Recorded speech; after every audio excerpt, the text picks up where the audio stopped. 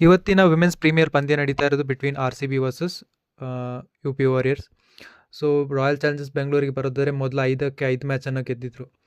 So ಅದರಲ್ಲಿ 4 match ಕೂಡ one sided ಆಗಿತ್ತು ಮತ್ತು ಒಂದು ಮ್ಯಾಚ್ ಮಾತ್ರ against Mumbai Indians. First match ಮಾತ್ರ ಅದು ಲಾಸ್ಟ್ ಬಾಲ್ ಫಿನಿಷನ್ನು ನೋಡಿದಂತಹ ಮ್ಯಾಚ್.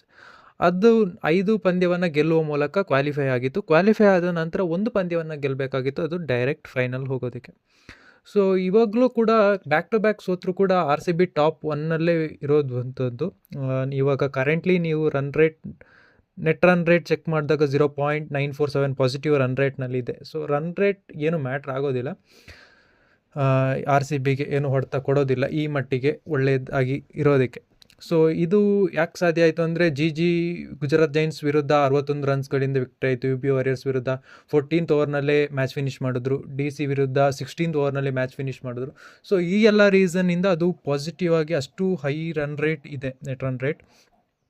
ಸೊ ಇವತ್ತಿನ ಪಂದ್ಯಕ್ಕೆ ಬರೋದಾದರೆ, ಇವತ್ತಿನ ಪಂದ್ಯದಲ್ಲಿ ಪ್ರಾಬಬ್ಲಿ ಟಾಸ್ ಸೋಲೋದು ಬೆಟರ್ ಆಪ್ಷನ್ ಆಗ್ತಾಯಿದೆ. ಯಾಕಂದರೆ ಲಾಸ್ಟ್ 2 ಮ್ಯಾಚ್ಗಳು ನೋಡಿದಾಗ ಚೇಸಿಂಗ್ ಟೀಮ್ ವಿನ್ ಆಗಿದೆ. ಸೊ ಇಲ್ಲಿ ಎಲ್ಲರೂ ಹೇಳ್ತಾ ಇದ್ರು ಡ್ಯೂ ಫ್ಯಾಕ್ಟರ್ ಬರುತ್ತೆ ಅಂತ, ಬಟ್ ನನಗೆಲ್ಲೂ ಡ್ಯೂ ಫ್ಯಾಕ್ಟರ್ ಕಾಣಿಸ್ತಾ ಇಲ್ಲ. ಈ ಲಾಸ್ಟ್ 2 ಮ್ಯಾಚ್ ನೋಡಿದಾಗ ಬ್ಯಾಟಿಂಗ್ ಚೆನ್ನಾಗೇ ಬರ್ತಾ ಇದೆ. ಬೌಲಿಂಗ್ ಮಾಡುವಾಗ ಅಲ್ಲಿ ಪಿಚ್ ಅಷ್ಟು ಕಂಫರ್ಟ್ ಆಗಿರಲಿಲ್ಲ, ಬ್ಯಾಟಿಂಗ್ ಫ್ರೆಂಡ್ಲಿ ಆಗಿರಲಿಲ್ಲ. ಲಾಸ್ಟ್ 2 ಮ್ಯಾಚಸ್ ನೋಡಿದ್ರೆ ಬ್ಯಾಟಿಂಗ್ಗೆ ತುಂಬ ಚೆನ್ನಾಗಿ ಬರ್ತಾ ಇದೆ ಅದು.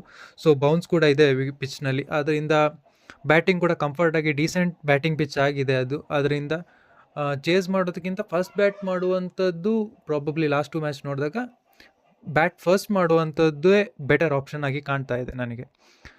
ಸೊ ಇವತ್ತಿನ ಮ್ಯಾಚ್ನಲ್ಲಿ ಏನಾದರೂ ಬಹುಶಃ ಆರ್ ಸಿ ಬಿ ಏನಾದರೂ ಪಂದ್ಯವನ್ನು ಸೋತ್ರೆ, so net run rate check ಮಾಡಿದಾಗ 0.947 ಪಾಸಿಟಿವ್ ರನ್ ರೇಟ್ ಇದೆ.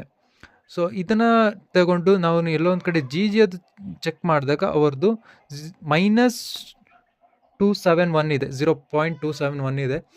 ಸೊ ಇದು ಇವರು ಕೂಡ ಕ್ವಾಲಿಫೈ ಆಗುವಂಥದ್ದು, ಇವರಿಗೆ ಟಫೆಸ್ಟ್ ಕಾಂಪಿಟೇಷನ್ ಇರುವಂಥದ್ದು ಗುಜರಾತ್ ಜೈನ್ಸ್. ಯಾಕಂದರೆ ಅವ್ರು ಮಾತ್ರ 10 ಪಾಯಿಂಟ್ಸ್ಗೆ ಬಂದು ರೀಚ್ ಆಗ್ಬೋದು. ಬಹುಶಃ ಇವತ್ತೇನಾದರೂ ನೆಕ್ಸ್ಟ್ ಮ್ಯಾಚ್ ಏನಾದರೂ ಮುಂಬೈ ಅಗೇನ್ಸ್ಟ್ ಗುಜರಾತ್ ಜೈನ್ಸ್ ಗೆದ್ದರೂ ಕೂಡ ಅವರು ನಿಯರ್ಲಿ 100 ರನ್ ಮಾರ್ಜಿನ್ಸಿಂದ ಗೆಲ್ಲಬೇಕಾಗುತ್ತೆ.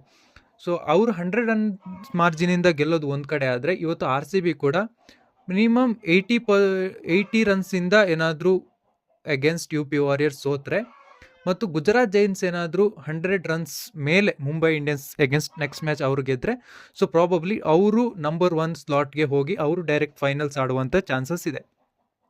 ಸೊ ಒಂದು ವೇಳೆ ಆರ್ ಸಿ ಬಿ ಇವತ್ತೇನಾದರೂ ಒಂದು 10-15 ರನ್ಸಿಂದ ಸೋತ್ರು ಕೂಡ ಆರ್ ಸಿ ಬಿಯ ರನ್ ರೇಟ್ ಪಾಸಿಟಿವ್ನಲ್ಲೇ 0.57 ಅಲ್ಲಿಗೆ ಬಂದು ನಿಂತ್ಕೊಳ್ಳುತ್ತೆ ಹೊರತು ಎಲ್ಲೂ ಕೂಡ ಮೈನಸ್ಗೆ ಬಂದು ನಿಂತ್ಕೊಂಡು ಬೇರೆ ಟೀಮ್ಗಿಂತ ಕೆಳಗಡೆ ಅಂತೂ ಬರೋದಿಲ್ಲ, ಅಲ್ಲೇ ಇರುತ್ತೆ. ಸೊ ಮತ್ತು ಇವರ ಪ್ಲೇಯಿಂಗ್ 11 ನನಗೆ ನೋಡಿದಾಗ playing 11 definitely R C B change ಮಾಡಬೇಕಾಗುತ್ತೆ.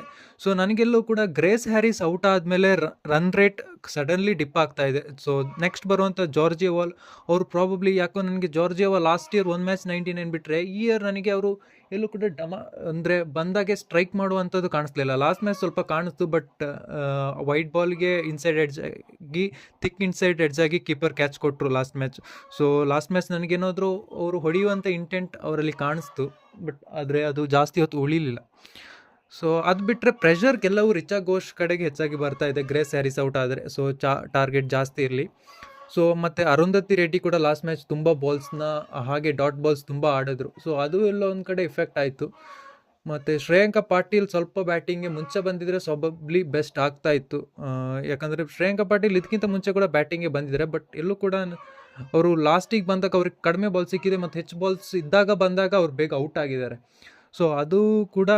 ಆ್ಯಂಡ್ ಅರುಂಧತಿ ರೆಡ್ಡಿ ಬದಲು ಪೂಜಾ ವಸ್ತ್ರಕರ್ ಆಡುವಂಥದ್ದು ಬೆಟರ್ ಆಪ್ಷನ್ ನನಗೆ ಕಾಣಿಸ್ತಾ ಇದೆ. ಯಾಕಂದರೆ ಅರುಂಧತಿ ರೆಡ್ಡಿ ನನಗೆಲ್ಲೂ 4 ಓವರ್ಸ್ ಕೋಟಾ ಕಂಪ್ಲೀಟ್ ಮಾಡುವಂಥ ಬಾಲರ್ ಥರ ಕಾಣಿಸ್ತಾನೆ ಇಲ್ಲ. ಫೀಲ್ಡಿಂಗ್ ಒಂದು ಚೆನ್ನಾಗಿ ಮಾಡ್ತಾ ಇದ್ದಾರೆ ಅನ್ನೋದು ಬಿಟ್ಟರೆ, ಬಾಲಿಂಗ್ನಲ್ಲಿ ಅವರು ತುಂಬ ಎಕ್ಸ್ಪೆನ್ಸಿವ್ ಆಗ್ತಾ ಇದ್ದಾರೆ. ಸೊ ಸಾಯಲಿ ಸದ್ಗೆರೆ ಲಾಸ್ಟ್ ಮ್ಯಾಚ್ನಲ್ಲಿ ಅವ್ರದ್ದು ಅಷ್ಟೇನು ಫಾರ್ಮ್ ಕಾಣಿಸ್ತಿಲ್ಲ. ಸೊ ಅವರು ಕೂಡ ತುಂಬ ಎಕ್ಸ್ಪೆನ್ಸಿವ್ ಆದರು. ಸೊ ಪ್ರಾಬಬ್ಲಿ ಅವರ ಕಮ್ ಬ್ಯಾಕ್ ಈ ಮ್ಯಾಚ್ನಲ್ಲಿ ಕೊಡಲೇಬೇಕಾಗುತ್ತೆ. ಮತ್ತು ಟೂರ್ನಮೆಂಟ್ ಕೂಡ ಮುಗಿಯೋಕೆ ಆರ್ ಸಿ ಬಿಗೆ ಇದೊಂದು ಬಿಟ್ಟರೆ ಇನ್ನು ಡೈರೆಕ್ಟ್ ಈ ಪಂದ್ಯವನ್ನು ಡೆಫಿನೆಟ್ಲಿ ಆರ್ ಸಿ ಬಿ ಗೆದ್ದರು ಅಂದರೂ ಫೈನಲ್ ಹೋಗ್ತಾರೆ, ಸೋತರು ಡೆಫಿನೆಟ್ಲಿ ಫೈನಲಿ ಹೋಗೋ ಚಾನ್ಸಸ್ 90% ಇದೆ. ಸೊ ಮತ್ತು ನಂಬರ್ 4 ನನಗೆ ಸ್ವಲ್ಪ ಕನ್ಫ್ಯೂಷನ್ ಆಗಿದೆ. ಸೊ ಗೌತಮಿ ನಾಯಕ್ ಯಾಕೋ ಅಲ್ಲಿ ನಂಬರ್ 4. ಗೌತಮಿ ನಾಯಕ್ ನನಗೆ ಯಾಕೋ ಅವರ ಬದಲು ಪ್ರೇಮ ರಾವತ್ ಬೆಟರ್ ಆಪ್ಷನ್. ಪ್ರೇಮ ರಾವತ್ ಲೆಗ್ ಸ್ಪಿನ್ ಕೂಡ ಚೆನ್ನಾಗಿ ಮಾಡೋದರಿಂದ ಮತ್ತು ಅವ್ರು ಫೀಲ್ಡಿಂಗ್ ಕೂಡ ಚೆನ್ನಾಗಿ ಮಾಡ್ತಾರೆ. ಗೌತಮಿ ನಾಯಕ್ ನನಗೆಲ್ಲೂ ಅಷ್ಟಾಗಿ ಫೀಲ್ಡಿಂಗ್ನಲ್ಲಿ ಅವರು ಎಕ್ಸ್ಪರ್ಟ್ ಥರ ಕಾಣಿಸ್ತಾ ಇಲ್ಲ.